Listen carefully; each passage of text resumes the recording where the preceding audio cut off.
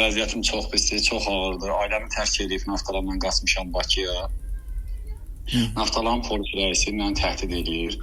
Naftalan polis rəisi məni oğurlatdıraraq ki, əməliyyatçı ilə məni qanunsuz olaraq Naftalanın nevroloqu Yaqut İlyasova ilə birlikdə sənədləri rəsmiləşdirərək, hərçənd ki, mənim özümün rəyim belə olsa mənə ala bilməzlər, çünki mənim qayyumluğum anam və yoldaşımdadır. Onların rəyi olmadan, imzası olmadan məni apardılar Gəncə Psixiatri Xəstəxanasının ən ağır şöbəsi olan 3-cü şöbə 4-cü etaja yerləşdirdilər.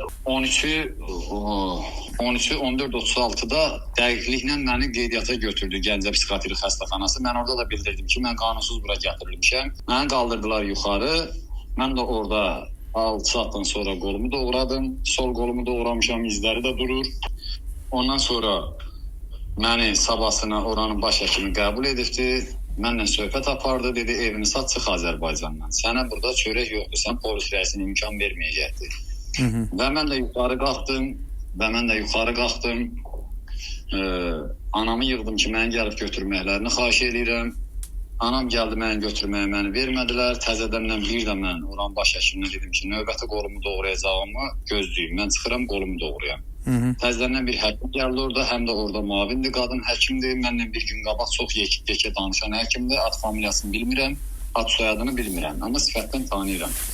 Mənə dedi ki, xahiş edirəm, bir dənə video çək ki, mən cənab prezidentin əskəriyəm, mən cənab prezidentimə xəyanət eləməmişəm, xəyanətkarları ortaya çıxartmışam deyə məni gətirib bura salıb polis rəisi. Bu videonu çək, anan da çağır, gəlsin ərizə yazsın, aparsın da. Belə də oldu. Mən orada şəxsi əşyalarımı götürən zaman mənim telefonumu polis rəisinin göstərişinə və xahişinə əsasən mənim telefonum orada format olunmuşdur. Mənim telefonumun nömrəsi oradan çıxarılaraq başqa telefona qoyulmuş. Oradan götürüb zəng edib vətəndaşlara zəng ediblər. Mən Gəncə Psixiatri Xəstəxanasından çıxdıqdan 5 saat sonra mənə zənglər gəlib. Mən də onu qeyd eləmişəm. Çünki mən telefonumu bərpəyə verdim, bərpə eləyə bilmədim. Amma mənə gələn zəngləri qeydə almışam. Hamısı məndə maddi sübut kimi durur. Mənə zəng edib, biri Şamaxıdan, biri hardan, biri hardan. Mənə zəng edib deyirlər ki, sən bizi şantaj eləmişsən, sən bizim kartımızdan pul istəmişsən. Mən də demişəm ki, məndə səs yazıları var. İstəsən sizə atarım, xahiş edirəm. Hüquq mühafizə orqanlarına məlumat verin. Xüsusən də kiber cinayətkarlara qarşı mübarizə idarəsi var Azərbaycanda. Oranı yığın, məlumat verin, çünki mən məlumat vermişəm. Mənə qarşı dövlət qurumlarında nifrət azalıbdır. Tamamilə sıfıra çatdırmışdım. İndi icazə verin, əsaslandırım ki, mənə nifrət hardan yaranıbdır və hansı məbləğin qarşılığında yaranıbdır Naftalan şəhər polis rəisinin etdiyi hərəkətlər. Deməli belə, Bərdə rayonunun Qazqurdarlar kəndi var.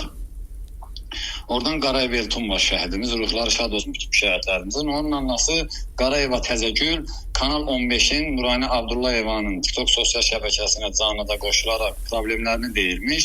Nurani də mənə Abdullayeva istəyə atdı. Efirə qoşulmama, mən də efirə qoşuldum, dinlədim. Orada özünü şəhid atası kimi təqdim edən Qəmbərov Rəhim var idi. Uşağını atıb gedibdi. O uşağını böyütməyib. Onun oğlu Rəhim Qəmbərovun oğlu Hüseynov ana 10 saylı sanatoriya tipli uşaqlar evində böyüyübdü. İnternet məktəbində oxuyubdu. Bu Rəhimlə Təzəgül canlı yayın bitdikdən sonra məni WhatsAppda yığdılar görüntülü. 3 gün dayanmadan mənə yalvardılar ki, mən Bərdənin Qazqurdarlar kəndinə gedim. O evin videosunu çəkim, onların videolarını çəkim, evlərin şəkillərini çəkim, cənab prezidentə, Sosial Nazirinə, Dövlət Təhlükəsizlik Xidmətinə məktublar yazım ki, ağır şəraitdə yaşayırlar. Mən də qayıtdım, dedim ki, mənim evdən çıxmağa yol pulum belə yoxdur. Dedi, Naftalandan Bərdənin Qazqurdarlar kəndinə taksi neçə aparır. Örgəndim, dedim ki, 23 manata aparır, 23 manata gətirir 46 manat, 50 manat versək, mən aparıb gözləyib gətirəcəkdir. Və belə də oldu. Rəhim mənim 3 gündən sonra yox, 5 gündən sonra kartıma 100 manat pul atıbdı. Mən getmişəm Bərdənin Qazqurdarlar kəndinə. Həmin ailənin başçısı Elman Qarayevin videosunu çəkib Kanal 15 atmışam. Kanal 15 də onu paylaşıbdı. Məktublarını da almışam. Həm Elman Qarayevin adından almışam, həm də Qarayeva Təzəgülün, yəni şəhidimiz Eltonun valideynlərinin adından almışam. 3 quruma göndərmişəm. Üç qurum hansıdır? Prezident aparatında prezidentə, sosial naziri Anar Əliyevə, Dövlət Təhlükəsizlik Xidmətində Əlin Ağayevə məktublar, telegramlar ünvanlamışam. Telegramların məktublarında cavabları gəlibdir. Bunlar dövlət tərəfindən tikilməli olan evin sənədləri idi. Bu rəsmi məktub gəldi bunlara. Və bundan sonra Nurani Abdullayeva imtina verdi. Çünki tanıdı ki, bu ailənin problemi çoxdur. Özü o sosial şəbəkədə onları işıqlandırmadı növbəti dəfə. Səfər Əsgəroğlu adıyla TikTok sosial şəbəkəsi açmış Səfər Cavadov. O verilişə başladı öz TikTok sosial şəbəkəsində və mən də gördüm ki, o sosial şəbəkədə Rəhim Qəmbərovla özünü şəhid atası kimi təqdim edən Rəhim Qəmbərovla Səfər Əsgəroğlu başlayırlar pul dilənməyə, o ailənin ev tikilməyinə. Mən də buna etirazımı bildirdim və bu problemlər buradan başladı. Və bundan sonra Səfər Əsgəroğlu və Rəhim Qəmbərov məni başladılar təhqir eləməyə. Atamın görünə söydü Rəhim Qəmbərov. İstəyir efirdən kənar. İldırım şəhid, Zərdab şəhidi var, İldırımdır adı. Bir dəfə də gördüm ki, İldırımın verilişində Rəhim məni ağır təhqirlərlə şantaj edir və mən də hatta yazılarda yazdım ki, Rəhim Qəmbərov, məni təhqir etmə, hər şeyi qeydə alıram. Yazdım ki, İldırım əmin, məni efirə qoş, təklifli debat olmur. Məni qoş efirə dərdimi deyim. O da mən ağır söyüşlərlə təhqir eləyərək məni qara siyahıya saldılar. Türk dilində əngəlləri deyirlər. Və mən bundan sonra 102 xidmətinə çıxmışam. Naftalan şəhər polis şöbəsi müstəntiqinə izahatımı vermişəm. Ayın 13-cü günü də səhər bir daha mən Səfər Əsgəroğlu və Rəhim Qəmbərovu Elnur Beydullayevi şikayət edərək 102 xidmətinə şikayət edərək dərdimi demişəm və mənim müstəntiq çağırıb izahatımı alıb. Ondan sonra rəsmən otağında qəbul etdi. Mənə qayıtdı, dedi ki, mən 500 min verib bura gəlmişəm ki, sən Naftalanda problem yaradasan. Mən də dedim ki, yaratdığım problemi ispat elə. Mən cənab prezidentin siyasətinə salınacaq kölgənin qarşısını almışam.